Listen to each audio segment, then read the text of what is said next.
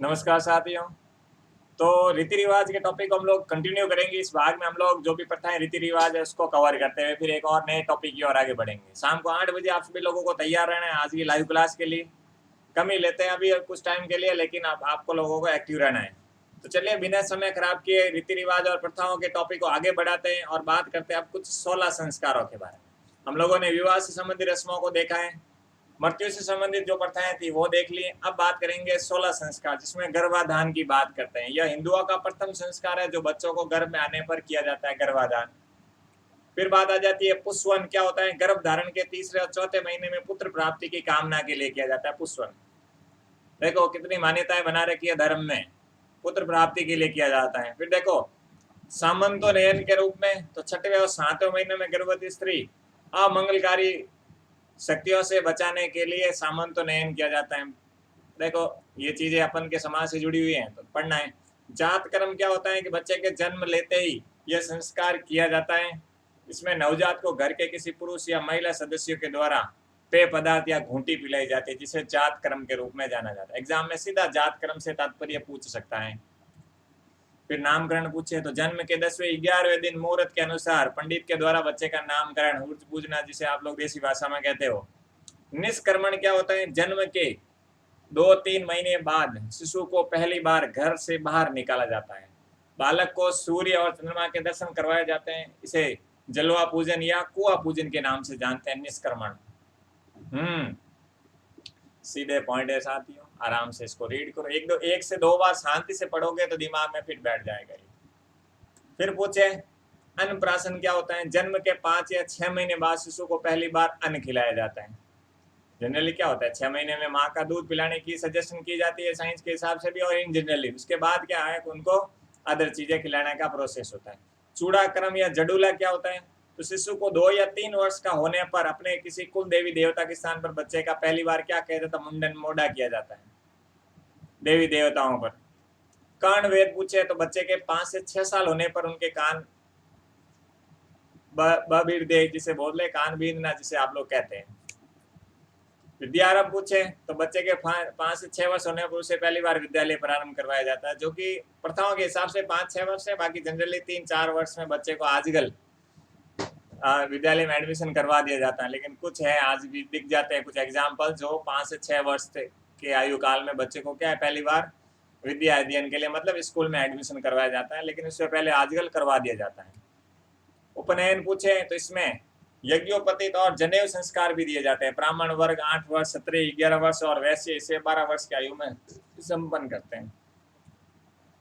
वेद आरंभ की शुरुआत, तो इस संस्कार में बच्चे को वेदों का अध्ययन के लिए गुरु के पास भेजा जाता है, जो कि आजकल पता नहीं है कहाँ भेजते हैं।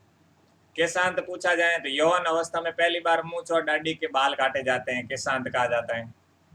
अब कुछ अन्य प्रथाओं में ध्यान रखना। केसरिया, सब लोग जानते हैं कि राजपूत योद्धा पराजय की स्थिति में किले के द्वार खोलकर सिर पर केसरिया साफा बांधकर शत्रु पर टूट पड़ते हैं और अपनी मातृभूमि के लिए शहीद हो जाते हैं, उसे क्या बोलते हैं? केसरिया। मध्यकाल में और पढ़ेंगे। जौहर सबको पता है, शत्रुओं के आक्रमण के समय जब राजपूत योद्धाओं युद्ध से जीवित लौटने की आशा नहीं रहती है तो दुश्मन सेना के हाथ लगने की संभावना होने पर उस दिशा में किले की स्त्रियां होती है सामूहिक रूप से अपने धर्म और आत्मसम्मान की रक्षा अग्निदाह करने की प्रथा क्या कहलाती है साथियों? जौहर बोलते हैं।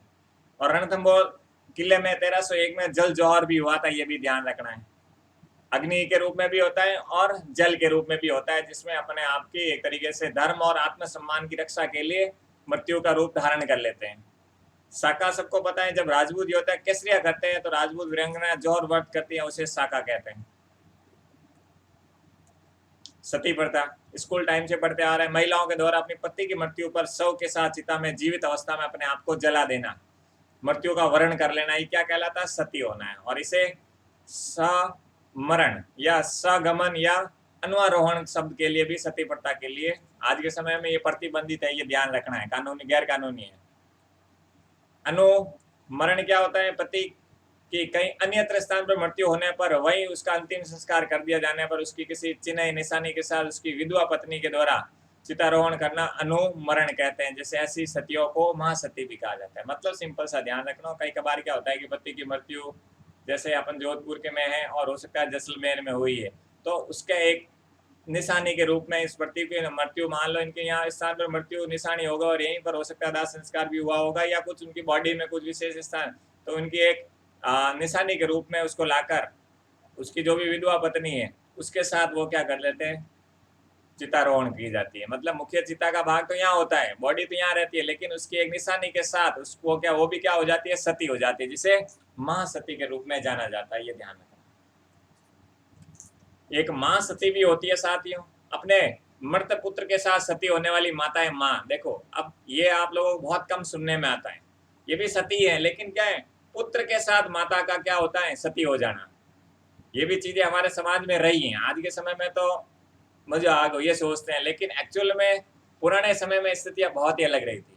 जो एक भाव होता है ना, प्रेम भाव होता है, ये देखो प्रथाएं वैसे हमारे लिए एक अलग चीज होती है। देखो जब कभी चीजों प्रथाओं को जबरन किया जाता है तो वो क्या होता है, गलत होता है।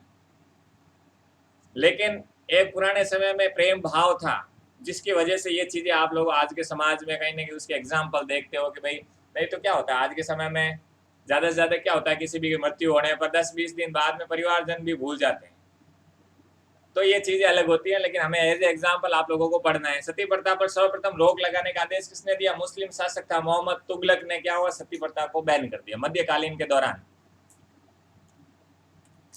भारत में सती होने का प्रथम प्रमाण कहाँ मिला था, प्रथम प्रमाण साक्ष्य पूछे तो 1510 ईस्वी में एरन अभिलेख है, जो सागर एमपी मध्य प्रदेश में मिलता है। इसके अनुसार हुणों के विरुद्ध युद्ध में मरने वाले सेनापति गोपीराज की पत्नी क्या हुई, सती हुई थी। उनके साथ साथ उसकी पत्नी सती हो गई थी। ध्यान रखना, आत्मरक्षा और धर्म के लिए ये ध्यान रखना है। और राजस्थान में सती होने का जो प्रथम प्रमाण है, घंटियाला जो शिलालेख है फलोदी में, ये ध्यान रखना है। सेनापति रेणुका के साथ उसकी पत्नी संपत देवी सती हुई थी, ये ध्यान रखना है। तो सती होने के प्रमाण देखो देखो मैंने कहा ना, जबरन करवाना गलत है, लेकिन वैसे देखा जाए गलत होता है, लेकिन ये अपने अपने भाव होते हैं या उसके प्रति सम्मान, ये बहुत सारे रीजंस हो सकते हैं। एक को गलत या एक को सीधा सही ठहराना, दोनों ही गलत अवस्था में होते हैं। डिपेंड करता है कि उस समय की सिचुएशन। देखो राजा महाराजों के टाइम तो क्या होता है कि कहीं ना कहीं आत्मसम्मान और धर्म की रक्षार्थ के लिए वो जोहर वो सती हो ये चीजें होती थी। लेकिन वर्तमान में क्या होता है कि मोह माया की दुनिया में सब चीजें आरामदायक हैं, तो फिर किस बात के लिए सती हो भाई, ये गया दूसरा आया, ऐसा चलता है आज के टाइम में। तो भारत में सती प्रथा पर रोक के लिए राजा राममोहन राय के प्रयासों से लॉर्ड विलियम बेंटिंग के द्वारा 1829 ईस्वी में अधिनियम सती प्रथा को एक दंडनीय अपराध किया। एक कानून बना था 1829। पूछा जाता है किसने बनाया था उस समय जनरल गवर्नर के रूप में, तो वो थे लॉर्ड विलियम बेंटिंग। और भारत के रूप में जो भारतीय पुनर्जागरण के जन्मदाता सामाजिक क्षेत्रों में पूछे तो राजा राममोहन राय थे। इन्हीं के प्रयासों से दिसंबर 1829 को ये सवाल को IAS RS बेसिक स्तर पर बहुत बार पूछा जा चुका है। राजस्थान में सती प्रथा पर रोक लगाने वाली प्रथम रियासत पूछे तो बूंदी थी, ये ध्यान रखना है, जिसके शासक थे विष्णु सिंह थी। 1822 में सती प्रथा पर रोक लगाई थी। पूछा जा सकता है राजस्थान के परिप्रेक्ष्य में, भारत के परिप्रेक्ष्य में। उसके बाद 1830 में अलवर में भी रोक लगाई थी, और मेजर जो जॉन लूडलो के प्रयासों से 1844 में भी जयपुर शासक राम सिंह ने। इसके बारे में मैंने थोड़ा बहुत आप लोगों को जरूर पढ़ाया है, बाकी चीजें धीरे धीरे आप लोग पढ़ते रहेंगे और चीजों को समझते हुए चलेंगे, ये ध्यान रखना। इस प्रकार 1846 में क्या हुआ, डूंगरपुर बांसवाड़ा प्रतापगढ़ में भी सती प्रथा पर क्या है, गैर कानूनी घोषित कर दिया था। और 1848 ईस्वी में जोधपुर कोटा में भी, 1807 में उदयपुर सती प्रथा। देखो ये जो चैप्टर है इसको अच्छे से याद कर लेना। बाकी चैप्टर बहुत ज्यादा है, उसमें बहुत लिमिटेड। इसमें क्या सब कुछ डायरेक्ट है, जो आप लोगों के लिए एग्जाम में डायरेक्ट क्वेश्चन भी बनते हैं, कोई कंफ्यूजन। सती प्रथा का सर्वाधिक प्रचलन पूछा जाए तो राजपूत जाति में, ये ध्यान रखना।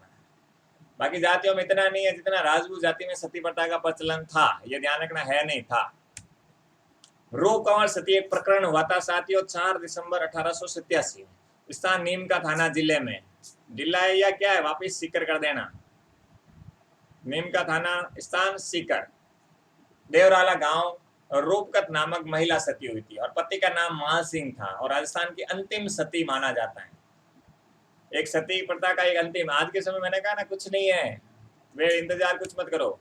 इस घटना में 32 लोगों को गिरफ्तार किया, जो सीकर कोर्ट ने अक्टूबर 1946 में बरी हो गए थे। घटना कब हुई, 87 में गिरफ्तार किया 32 लोगों को, 96 में छोड़ दिया गया। और चौतरफा आलोचना के बाद राजस्थान सरकार के तत्कालीन गृह मंत्री कौन थे, कंटिन्यू लाइन कर लेना, गुलाब सिंह शेखावत की अध्यक्षता में कमेटी बनी और अक्टूबर 1987 में राजस्थान सरकार ने एक अध्यादेश लेकर और तत्कालीन उसमें मुख्यमंत्री हरदेव जोशी थे। ध्यान रखना है, जो संभागीय आयुक्त प्रणाली है संभागों की, वो वापस रीस्टार्ट हुई थी मोहनलाल सुखाड़िया के समय 1962 में बंद होने के बाद। ये चीजें मैंने उस समय पढ़ाई थी। अध्यादेश पर हस्ताक्षर करने वाले तत्कालीन राज्यपाल बसंत दादा पटेल थे। कभी कभी पूछ लिया जाता है कि भाई जो एक कानून बना था खास तौर से सती प्रथा के विरोध में, उसमें कौन राज्यपाल थे, कौन मुख्यमंत्री थे, ये चीजें क्या है छोटे स्तर पर पूछ ली जाती है, तो बस आपको ध्यान रखना है। फिर राजस्थान में सती निवारण अध्यादेश लेकर आया था 1987 में। 3 जनवरी 1818 में इसको लागू किया गया। कन्यावध क्या होता है साथियों? इस प्रथा में राजपूत जाति में लड़की के जन्म होने पर भूखा रखकर या गला घोंटकर मार दिया जाता था। देखो ये भी प्रथाएं थी, बहुत ही खतरनाक और क्रिटिकल थी। और राजस्थान में सर्वप्रथम कन्यावध पर रोक टोक रियासत पूछे तो महाराव राम सिंह द्वितीय के समय अंग्रेज जो पॉलिटिकल एजेंट थे विल्किन सिंह के प्रयास से 1833 ईस्वी में ये लगवाई थी। उसके बाद बूंदी में भी 1834 और फिर 1844 में जयपुर रियासत में इन सभी धीरे धीरे कन्यावधों पर क्या हो गया, प्रतिबंध रोक लगाना शुरू कर दिया गया। देखो वो समय था जब बच्चों पर क्या हो, खास तौर से जब लड़कियां हो जाती थी उसको इस प्रकार की प्रथाओं का शिकार होने वाला है। अब तो क्या धीरे धीरे एजुकेशन बढ़ा है, समझ बढ़ी है, लेकिन अब ले लो, अब लड़के हो ही नहीं रहे, अब लड़कियां हो रही है बड़े स्तर पर। क्यों? क्योंकि ह्यूमन में जो शुक्राणुओं की डेफिशिएंसी का शिकार हो रही है उसमें महिलाओं की संख्या अब धीरे धीरे बढ़ रही है। आने वाले टाइम में महिलाओं का जो एक तरीके से बोलते हैं ना अपन 1000 प्रति पुरुषों पर महिलाओं की संख्याओं के हिसाब से या 1000 जन्मे बच्चों के हिसाब से पूछा जाए तो लड़कियां आप लोगों को ज्यादा मिलने वाली है, ये ध्यान रखना है। फिर भी कंपटीशन रहेगा, ये चीजें बदलने वाली है। क्रोमोसोम साइंस का टॉपिक है, उसको वहां मैं बताऊंगा कैसे क्या होता है। डाकन प्रथा भी पूछा जाए तो ग्रामीण क्षेत्र में कोई बच्चा या महिला उचित उपचार के अभाव में ठीक नहीं होने पर महिला पर शक किया जाता है, उसे जादू टोने से बीमारी को बनाए रखा है। इस प्रकार महिलाओं को डायन या डाकन घोषित कर दिया जाता है। फिर पंचायत महाराजा सामने दबाव से डायन होना स्वीकार किया जाता है और इस प्रकार डायन घोषित महिलाओं को प्रताड़ित किया जाता है और उसे मार दिया जाता है। यह प्रथा भी जनजातीय क्षेत्रों में भीलों में काफी प्रचलित है, तो बस ध्यान रखना, डाकन घोषित कर दिया जाता है कि डाकन है। तो ये चीज आप लोगों को ध्यान रखना है, डाकन प्रथा को समझते हुए ही चलना है ताकि आप लोगों को किसी भी प्रकार की समस्या नहीं है। फिर देखें 1853 में एक केस हुआ था, मेवाड़ भील कोर के सिपाही ने डायन के शक में एक स्त्री का वध कर दिया। इस पर अजमेर के एजीजी जो एक तरीके से अटॉर्नी जनरल साहब थे, इसे समाप्त करने के लिए भारत सरकार को क्या पत्र लिखा कि ये डाकन प्रथा वाला क्या सीन है। तो फिर उस समय कमांडेंट थे जैसे बुक की प्रेरणा से उदयपुर रियासत में महाराणा स्वरूप सिंह ने 1583 में प्रथा पर रोक लगाने का, ये पूछा जाता है कौन सी प्रथा किससे संबंधित है, किसने इसको रोक लगाई, कब लगवाई, ये सवाल पूछ लिए जाते हैं। और राजस्थान डायन प्रथा ने निवारण अधिनियम पूछे 2015 में 26 जनवरी 2016 को लागू कर इसे गैर कानूनी घोषित कर दिया जाता है। तो ये डेट भी ध्यान रखनी है। ये टॉपिक था साथियों, सीधा था लेकिन सवाल अच्छे बन जाते हैं।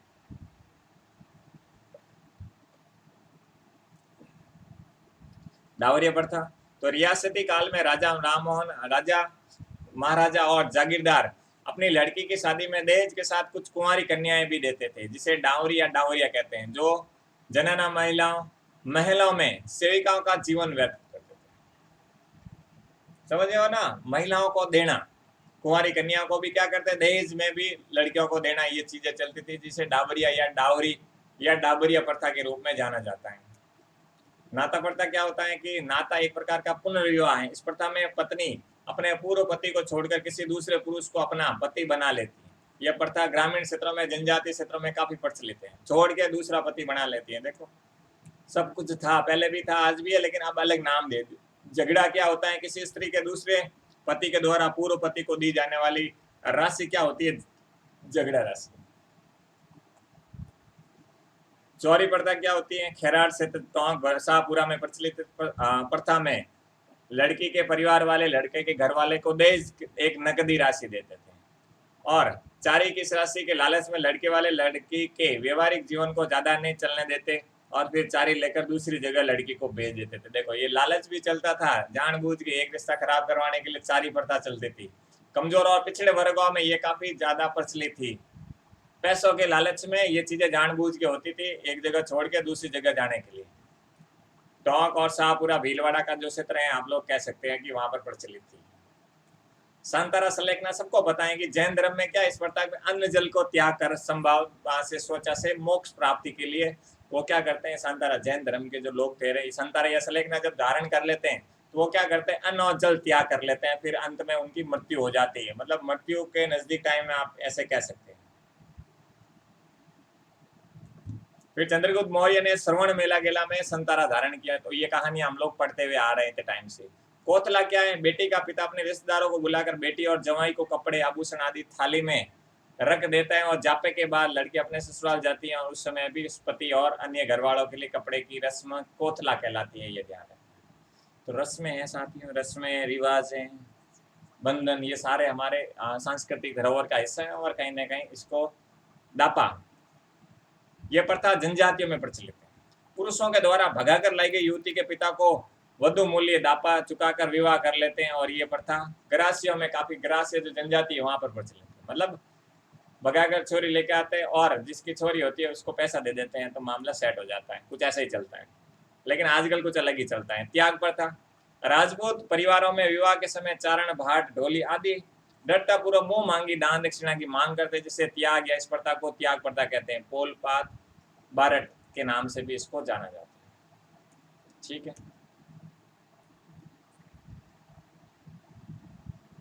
ये कंटिन्यू है। त्याग प्रथा को कन्यावध के लिए उत्तरदायी माना जाता है। त्याग प्रथा पर सर्वप्रथम 1841 ईस्वी में जोधपुर में महाराजा मान सिंह ने प्रतिबंध लगा दिया। बाद में वाल्टर कृत राजपूत हितकारिणी सभा ने इस प्रथा को समाप्त करने का प्रयास किया। देखो, जब समाज का निर्माण होता है ना, समाज में अच्छे गुणों के और बुरे गुणों का समावेश होता है, और उसी के अनुसार क्या चलता है, वो सारी चीजें चलनी शुरू हो जाती हैं। चलिए,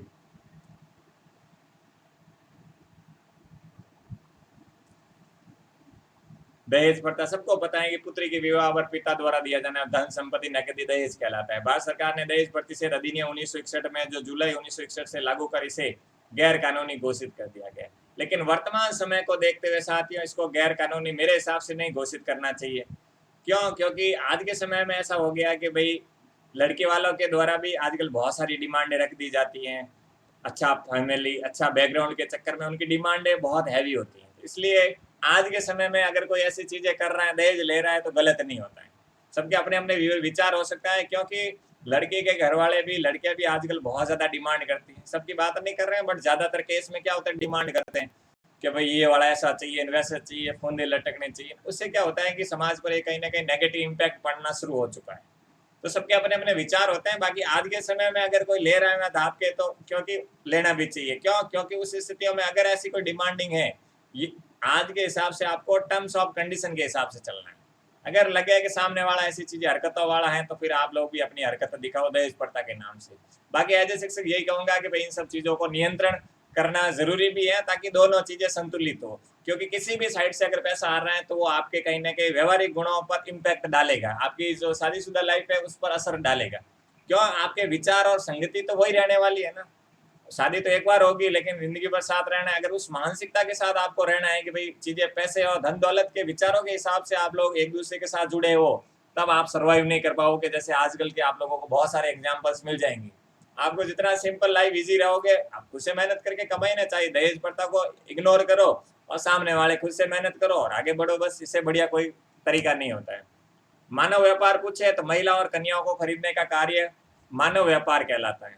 19वीं सदी तक यह प्रथा आम थी। कोटा रियासत में मनुष्यों के क्रय विक्रय पर चौथा नामक एक कर भी वसूला जाता था। क्रय विक्रय, ये ध्यान रखना है।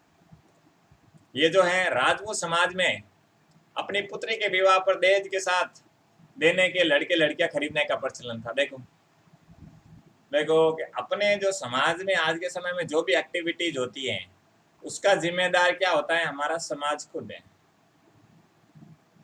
समाज ही नियम बनाता है और समाज ही उसको फॉलो नहीं करता है। फिर ऐसे ऐसे नियम बन जाते हैं, फिर समाज का मुंह इधर उधर हो जाता है और कुछ ऐसे रिजल्ट सामने आते हैं जो समाज को कहीं ना कहीं गलत डायरेक्शन में ले जाते हैं। होता है समाज के बड़े बंधु कई बार ऐसे डिसीजन ले लेते हैं जिसका इम्पैक्ट होता है वो आने वाली पीढ़ी पर डायरेक्ट पड़ता है। ये भी कहीं ना कहीं खतरनाक है। तो देखो, आज के समय में बस बहुत मुश्किल हो जाता है चीजों को पूरा सही करना। एक को खुश करे तो दूसरा ना, दूसरे को। तो देखो, आज के समय में क्या है, ना तो सब कुछ सही है, ना ही सब कुछ गलत है। इस विचारधारा से चीजें चल रही हैं। क्यों? आपके लिए फायदेमंद होगी तो आपके लिए वो चीज सही होगी, जरूर नहीं है कि वो सामने के लिए सही हो, या हो सकता है सामने वाले के लिए जो सही हो वो आपके लिए खराब हो। तो इसलिए इन सब चीजों को ठीक करना नामुमकिन सा हो चुका है हमारे समाज में। जब तक समाज में सही चीजों को मूल्य नहीं देंगे तब तक समाज में ये चीजें चलेगी और बड़े स्तर पर चलेगी। आने वाले टाइम में 10 से 20 सालों में समय साथ ही इतना बदल चुका होगा। कोई विदेशों में जो पाश्चात्य संस्कृति की बात करते हैं ना बाप का पता, ना माँ का पता, ना बेटे का पता, ना बेटी का, कब कहाँ किसका क्या, किसी को कोई इन्फॉर्मेशन नहीं रहेगी, जो आज विदेशों में हम लोग देखते हैं ना, समझ रहे हो ना। तो ऐसी चीजें कहीं ना कहीं पाश्चात्य संस्कृति का धीरे धीरे इन्वॉल्वमेंट एक बड़े स्तर पर होगा, जो हमारे समाज में एक दुष्परिणाम का कारण बनेगा। समाज में मूल्यों की जो वैल्यू है वो खत्म हो जाएगी और पैसा हावी होगा, पैसों के हिसाब से चीजें चलनी शुरू है। इवन आजकल भी हमारे समाज में ये चीजें चल रही है। तो कहीं ना कहीं इसके लिए आज भी कहीं ना कहीं गवर्नमेंट कुछ भी कर ले, विचारधारा को कैसे बदलेगी। तो ऐसे बहुत सारे केसेज हैं, आप लोग देखते होंगे, बड़े गंदे तरीके से एजुकेशन के नाम से बाहर निकल के नेगेटिव इन्वॉल्वमेंट रहना, ये बहुत सारी चीजें, चाहे गर्ल्स हो या चाहे बॉयज हो, दोनों के साइड से ये चीजें एक समाज, अच्छे समाज के निर्माण के लिए क्या होता है, समाज के लोगों को एक सही व्यक्तित्व का निर्माण करना, चाहे माता पिता के द्वारा अपनी संतान के लिए हो या दादा दादी के लिए, अपने पुत्रों के लिए या पुत्रियों के लिए हो। एक सही समाज का निर्माण करने के लिए हम सभी लोगों की आवश्यकता होती है, ना कि किसी एक बंदे के कहने से या 2 बंदे के कहने से अच्छे समाज का निर्माण पॉसिबल नहीं। क्योंकि हो सकता है कि 4 दिन बाद उसके खुद के विचार बदल जाए। समझ रहे हो ना। सही सलाह आज के समय में मायने रखती है क्या? मेरे हिसाब से मायने नहीं रखती हैं। ये चीज़ें खुद भी एक्सपीरियंस करता हूँ कि भाई अच्छी चीज़ें, सही सलाह का समय खत्म हो चुका है साथ। लोग उनको शायद बेवकूफ़ समझ लेते हैं कि सही इन्फॉर्मेशन, इसलिए फिर 2 नंबर सोच का इस्तेमाल करते हैं लोग, और उसका परिणाम सबको पता है कि भाई। चलिए अब आगे बढ़ते हैं। मानव व्यापार पर भी सर्वप्रथम प्रतिबंध लगाया था जयपुर रियासत में 1847 में जॉन लूडलो के द्वारा। मौताना क्या होता है साथियों? जनजातियों में किसी पुरुष या महिला को अप्राकृतिक मृत्यु किसी विशेष क्षेत्र की लापरवाही से या दुर्घटना से हो जाता है, उसे मौताना कहते हैं। मौताना मिलने पर ही आदिवासी लोग शव को उठाते हैं। मौताना आज के समय में हॉस्पिटल में किसी की मृत्यु हो जाती है, हो सकता है डॉक्टर की लापरवाही में, तो वो भी एक तरीके से उसी का ही है। ज्यादातर आदिवासी स्थितियों पर ही होता है, लेकिन एक आप उसको एग्जाम्पल के रूप में देख सकते हैं कि भाई जब तक पैसा नहीं मिलेगा हमें पैसा चाहिए। समझ रहे हो ना साथियों। आज के टाइम में भी आपको शायद इतना पता नहीं हो, बट इतना बता दूं कि आज के समय में किसी इंसान की मृत्यु हो जाती है ना,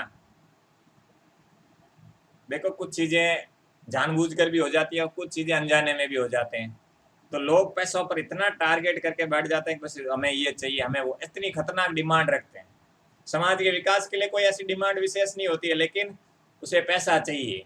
गलत तरीके से कागज बनते हैं। मृत्यु होने का कारण ये होता है, दूसरा कारण बना के मुआवजे उठा रहे हैं। देखो जाने वाला तो चला गया, लेकिन पीछे वाले चूकते नहीं, उसके परिवारजन नहीं होते, और तो कौन होते? कोई थर्ड पार्टी को थोड़ा पैसा मिलता है, उसके परिवारजनों के लिए वो जितना हो सके मैक्सिमम मुआवजा उठाने का। तो हो सकता है कि मौत करंट से हुई हो, प्रयास उसको दूसरा नाम देकर उसको एक तरीके से मौत, हो सकता है हार्ट अटैक से हुई, उसे करंट का नाम देकर उससे पैसे उठाए जाते हैं बहुत सारे। आज के समय में ये चीजें बहुत बड़े स्तर पर हो रही है साथ। हर हॉस्पिटल में 2 नंबर तरीके से ही काम चलता है, चाहे कोई भी फील्ड से हो। ज्यादातर केस में एक इनकम, क्योंकि उसका रीजन ये रहा है कि अगर सही डायरेक्शन में कोई चीज होगी उसकी वैल्यू खत्म हो चुकी है साथ। तो फिर ये 2 नंबर तरीके ही आगे आपके समाज में आएगा, या तो नैतिक मूल्य आएंगे। अगर नैतिक मूल्यों में कहीं ना कहीं ठेस का शिकार हुआ तो फिर कहीं ना कहीं गलत चीजें आप लोगों के धीरे धीरे समाज पर इम्पैक्ट डालना शुरू कर देती। तो देखो अब इसी समाज का हम सभी अपने हिस्सा हैं, सब अपने अपने कर्तव्यों पर ध्यान दें। बाकी सब बोलते हैं ना किराएदारी हैं, पाप बढ़ेगा तो धरती, बोलते हैं ना मनुष्य जाति का अंत होना निश्चित होता है। धीरे धीरे समय के साथ ये सारी चीजें अब बढ़ेगी। अगले 10 से 20 सालों में जो एक तरीके से नेगेटिविटी है समाज के अहित की, वो बड़े स्तर पर बढ़ जाएगी। फिर इंसान इंसान की वैल्यू, नैतिक मूल्य वैसे खत्म हो चुके हैं। अब भूल जाओगे, आपको सही सलाह देगा और सही सलाह दे भी देगा तो आप उसको फॉलो करोगे, पॉसिबल ही नहीं है साथ। इसी से क्या होगा कि मनुष्य जीवन का धीरे धीरे अंत की ओर जाना स्वाभाविक है। फिर देखें दास प्रथा। युद्ध के समय बंदी बनाए गए लोग, महिलाएं, दास दासी, गोला आदि इत्यादि के नाम से इन्हें जाना जाता है। तो बंदी बनाया जाता है ना, उसे दास बोलते हैं। ऐसे दास दासियां जिले में कई बार अमान्य घृण्य कार्य करवाए जाते हैं। कई बार राजा द्वारा किसी दासी को उपपत्नी के रूप में स्वीकार कर उसे पटदायत के नाम से भी, देखो दास दासियों में क्या होता है, पुराने समय में क्या होता है कि भाई युद्ध हुआ, युद्ध में क्या होता है, या तो उनको वैश्यावृत्ति में धकेल दिया जाता है। तो आज भी आपको बताएं कि ऐसे महिलाएं और लड़कियों को आप लोग उच्च स्तर पर रिपोर्टों के हिसाब से देखेंगे गायब हो जाती हैं, किसी को कानों कान खबर नहीं होती है। तो ये क्या है, ये वही तो है साथियों, दिखना है। अब ये दिखता था पहले, अब दिखता नहीं, अब क्या व्यापार में कन्वर्ट हो गया ये। जो दास दासियों को कहीं ना कहीं आप लोग युद्ध की स्थितियों में अतिक्रमण कर लेते थे, उनके साथ अमानवीय व्यवहार की घटनाओं की, रेप की स्थितियां जनरेट होती थी, आज भी हो रहा है साथियों, नाम बदल गया बस। आज भी बड़े स्तर पर ये साथियों उच्च स्तर पर हो रहा है। ऐसा क्यों मान लेते हो कि यहाँ पर कोई कानून बना है तो नहीं, उसका दूसरा रूप आ जाता है। इंसान के बोलते हैं एक रास्ता बंद करते हैं तो क्या वो रुकता है क्या? पाप करने वाला मानसिकता वाला कोई इंसान रुकेगा नहीं, एक नियम बनाएगा, दूसरे नियमों से वो इन्वॉल्वमेंट होकर। सबसे बड़ी बात है कि आजकल सरकार के कुछ भी भ्रष्ट लोग होते हैं, इस प्रकार की एक्टिविटी में सबसे ज्यादा इन्वॉल्वमेंट रहता है, जिसकी वजह से ये चीजें बढ़ती है। वरना भ्रष्टाचार नहीं होना तो ये चीजें कंट्रोल पर हो सकती है, समझ हो ना। तो इन्वॉल्वमेंट पैसों की वजह से हो जाता है, जब जिसके पास पैसों की पावर है वो हर कानून को खरीद लेता है। ये रियलिटी बन चुकी है आज के समय में। अगर आप गरीब हो तो आपके लिए कुछ नहीं है, ध्यान रखना है। इसलिए मेहनत करो, बड़े स्तर पर पहुंचो, पावर रहेगी तो हो सकता है कुछ चीजें विपरीत हो तो उससे बच जाओगे। वरना आज के समय में भी वो देखा नहीं कि एक अभी न्यूज में भी आया था कि 100 रुपए के लिए 100 रुपए की एक फेंक रिश्वत के केस में वो बंदा ने उम्र निकाल दी, 36 साल, सॉरी लगभग 40 साल तक वो जेल में रहा है। अब ये चीज मान के बताइए, अगर यहाँ पर चीजें सही होती तो उसकी प्रॉपर जांच इंक्वायरी होगी और शब्दों को मूल्य करना देकर उसकी रिपोर्ट बनाई जाती, तो शायद इस बंदे की जीवन बचाया जा सकता था। यही तो है धरती पर जिसे बोलते ना पाप। ये चीजें अब धीरे धीरे बढ़ रही है भ्रष्टाचार के कारण, कुछ पैसों की। आप सरकारी विभाग में जाना चाहते कभी, मैं फिर कह रहा हूँ, इतना भ्रष्टाचार बढ़ चुका है, आपकी सोच से बाहर है। सब जगह के लिए कह रहा हूँ, उसका रीजन ये है कि अब उस चीज का मूल नैतिक मूल्य हमारा क्या हो चुका है साथियों, खत्म हो चुका है। नैतिक मूल्य जब खत्म होता है तो धीरे धीरे बुराई का असर हमारे समाज पर पड़ना शुरू हो जाता है और लोग उसके आदी हो जाते हैं। यदि राजा उसे प्रसन्न होकर पैरों में सोने के आभूषण पहनने की अनुमति देता है तो उसे पासवान कहते हैं। ये ध्यान रखना, दास दासियों के लिए जो इसको लेके आए हैं युद्ध में विजित के रूप में या कहीं ना कहीं उसको गौरव करने के लिए। तो भारत में इस पर सर्वप्रथम रोक अकबर ने लगाई थी और लॉर्ड विलियम दास प्रथा की प्रथम जानकारी कौटिल्य की अर्थशास्त्र में मिलता है, ये ध्यान रखना। और बेंटिंग ने 1832 में दास प्रथा पर रोक लगाई थी। आपको किसने रोक लगाई, क्या डेट है, ये सारी बातें साथियों इस टॉपिक में मैंने बताई, वो अच्छे से समझना होगा। राजस्थान में दास प्रथा पर सर्वप्रथम रोक कोटा रियासत में 1832 में लगाई गई थी। फिर बेगार पड़ता है भाई, काम करवा दिया पैसे नहीं देते, मतलब जिस काम के बदले मेहनत आना प्राप्त नहीं हो उसे बेगार कहते हैं। प्राचीन काल में राजाओं सामंतों जागीरदारों के द्वारा आम जनता के किले निर्माण, कृषि कार्य, घरेलू कार्य और पशुपालन में सेवाएं तो ली जाती, बदले में कोई पैसा नहीं देते हैं, तो उसे क्या बोलते हैं, बेगार बोलते हैं। कि अब आजकल बोलते हैं ना फालतू बेगार, ये कटी जाओ तो मार चीज ले लीजिए, मतलब क्या हुआ कि वह तो मार ले लीजिए लेकिन तन पिच पाया कहीं को दो। राजस्थान में ब्राह्मण और राजपूतों के अलावा सभी जातियों को क्या पड़ता था, बेगार देनी पड़ती थी उस समय, ध्यान है। उस समय ब्राह्मण और राजपूत थे। उसके अलावा सांगड़ी बंधुआ मजदूरी प्रथा पूछे, सांगड़ी या बंधुआ मजदूरी प्रथा, तो महाजन पैसे वाले किसी व्यक्ति द्वारा गरीब व्यक्ति को उधार दी गई राशि के बदले या ब्याज की राशि के बदले उस व्यक्ति को अपना घरेलू नौकर बना लेते। ये भी था कि व्यक्ति को क्या ब्याज राशि दी, चुकाया कौन है भाई, माने एक नौकर बना दियो ना आदमी के, भाई मार रहे जड़ तक कर पाया उतरे जड़ तक। नौकर के रूप में खेतों में काम करवाना हाली प्रथा कहा जाता है, और घरेलू नौकर के रूप में काम करवाना चाकर प्रथा भी कहा जाता है। ये भी ध्यान। ये कब होता है, जब ब्याज की स्थितियां किन्नी, वो कहने कि ये आदमी साहूकार थे, किसानों को ब्याज देते थे, किसान ब्याज नहीं चुका पाता था, तब इसको बोलते थे कि भाई तू मेरे यहाँ काम पर रह जा जब तक तेरे पैसे उतरे। सांगड़ी निवारण अधिनियम भी 1961 में बनाया और भारत सरकार ने इसे गैर कानून को, धीरे धीरे सरकार ने, देखो कानून उधर बने, भ्रष्टाचार इसी कानूनों में बनना शुरू हो चुका था। समाधि प्रथा पूछे तो इस प्रथा में किसी पुरुष या संत महात्मा के द्वारा स्वेच्छा से मृत्यु का वर्ण कर लिया जाता है। समाधि के दो प्रकार होते हैं, एक तो जल समाधि और एक भू समाधि। जल समाधि पूछे तो किसी जल स्रोत में बैठकर मृत्यु का वर्ण करना। भू समाधि जमीन में गड्ढा खोद कर बैठ जाना, उसे भर देना। समाधि प्रथा पर सर्वप्रथम लोग जयपुर के पॉलिटिकल एजेंट लूडलो ने प्रयासों से 1844 में जबलपुर में राम सिंह द्वितीय ने लगाई, ये ध्यान रखना। बाल विवाह पूछे साथियों, किसी व्यक्ति का वयस होने पर पहले विवाह कर देना, जैसे 18 वर्ष 21 वर्ष अब कर दी, उससे पहले विवाह करना बाल विवाह होते हैं। और राजस्थान में सर्वाधिक बाल विवाह वाला चलन आका तीज, वैशाख शुक्ल दिन, वो बोलते ना, नाम याद नहीं आ रहा है, अणबूझे हवा के चक्कर में बूझे हवा बनाकर सबको एक साथ पना देते हैं और फिर बाद में बोलते हैं आगे भेजेंगे, बाद में भेजेंगे, पहले भेजेंगे, ये प्रक्रियाएं चलती रहती है, ये ध्यान रखना। और राजस्थान में बाल विवाह पर सर्वप्रथम रोक 1885 में जयपुर के प्रधानमंत्री सर प्रताप ने लगाई, ये ध्यान रखना है। भारत में बाल विवाह प्रतिनिधि अधिनियम 1929 28 दिसंबर 1929 को imperial logistic council of India ने पारित किया था। और ये जो कानून है अप्रैल 1930 में पूरे भारत में लागू हुआ। इसमें बाल विवाह की न्यूनतम आयु, लड़कियों की जो विवाह की आयु 14 वर्ष की और लड़कों की 18 वर्ष थी, अब अपडेट होकर 21 वर्ष हो चुका है साथियों। यह कानून हरविला शारदा अजमेर में प्रयासों से लागू हुआ, इसलिए इसे शारदा एक्ट के नाम से भी जाना जाता है। अच्छे से जो भी प्रथाएं कानूनों को साथियों अच्छे से याद कर लेना, एक आध क्वेश्चन फंस ही जाता है। और भारत सरकार द्वारा एक नवीनतम कानून बाल विवाह प्रतिषेध अधिनियम 2006 को 10 जनवरी 2007 को लागू किया गया और 18 वर्ष से कम आयु की लड़की और 21 वर्ष से कम उम्र के लड़के का विवाह गैर कानूनी था। फिर विधवा विवाह की कि तो किसी स्त्री के विधवा होने पर उसका जीवन कष्ट में हो जाता। प्राचीन काल महिलाओं को पुनर्विवाह की अनुमति नहीं थी और ईश्वरचंद्र विद्यासागर और लॉर्ड डलहौजी के प्रयासों से 1856 ईस्वी में पुनर्विवाह अधिनियम बनाया गया और लॉर्ड कैनिंग के द्वारा 27 जुलाई 1956 को लागू किया गया। और राजस्थान में विधवा को सर्वप्रथम प्रोत्साहन किसने दिया? जयपुर के नरेश से सवाई जय सिंह के समय चांदगढ़ शारदा ने विधवा विवाह नामक पुस्तक भी लिखी थी। ये थोड़ा सा नीचे पॉइंट करके स्टार्ट करके लिख लेना। तो इन सभी बातों को साथियों आप लोगों को सिस्टमैटिक ढंग से याद भी करना होगा और समझते हुए भी चलना होगा। भारत में सर्वप्रथम विधवा विवाह कोलकाता में 6 दिसंबर 1856 में हुआ था। पर्दा प्रथा पूछे तो मध्यकालीन युग में बाहरी आक्रांताओं को कुदृष्टि से महिलाओं को बचाने के लिए पर्दा मतलब घूंघट, राजपूत जाति और मुस्लिम धर्म में यह प्रथा विशेष रूप से पाई जाती है। 19वीं शताब्दी में समाज सुधारकों विरोध और वर्तमान में बढ़ती शिक्षा के परिणाम स्वरूप धीरे धीरे क्या हो गए, घूंघट क्या कपड़े भी कम हो गए। आन प्रथा पूछे तो मेवाड़ के महाराणा के प्रति ली जाने वाली स्थायी भक्ति की शपथ आन प्रथा कहलाती थी और 1863 ईस्वी में ब्रिटिश सरकार के आदेश पर इसे बंद कर दिया। एक और रस्म है साथियों, कुकड़ी रस्म। जो सांसी जनजाति के लोग हैं, शादी होने पर युवती को अपने चाहती पवित्रता की परीक्षा देनी पड़ती थी। यह रस्म कुकड़ी 11 कुकड़ी रस्म कहलाती थी, ये ध्यान रखना, 11 नहीं था। फिर एक और है रियाण। रियाण क्या होता है? मारवाड़ में रियाण का अर्थ होता है सभा, जिसमें अफीम गलाने और एक दूसरे को प्रदान करने की प्रथा थी। मारवाड़ में विवाह मृत्यु के अवसर पर सामाजिक कार्यक्रमों में रियाण प्रथा मतलब डोडा मल्दी मनवार जो अब प्रतिबंधित कर दी है, ध्यान रखना।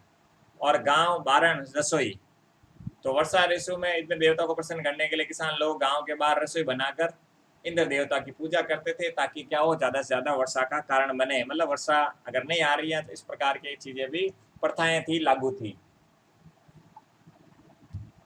तो इन सभी को आपको समझते हुए चलना। छोटा टॉपिक रहता है साथियों, लेकिन क्या है ना, इन सब चीजों को बार बार पढ़ने से ये कंटेस्ट होती है। आप सोचते हो कि सर ने पढ़ाई, इसमें कुछ ज्यादा इधर उधर की बातें करके आपका समय वेस्ट करने से बढ़िया है कि अभी जितना समय उसका सही सदुपयोग किया जाए। तो ठीक है साथियों, क्लास को लाइक शेयर सब्सक्राइब जरूर करें। धन्यवाद।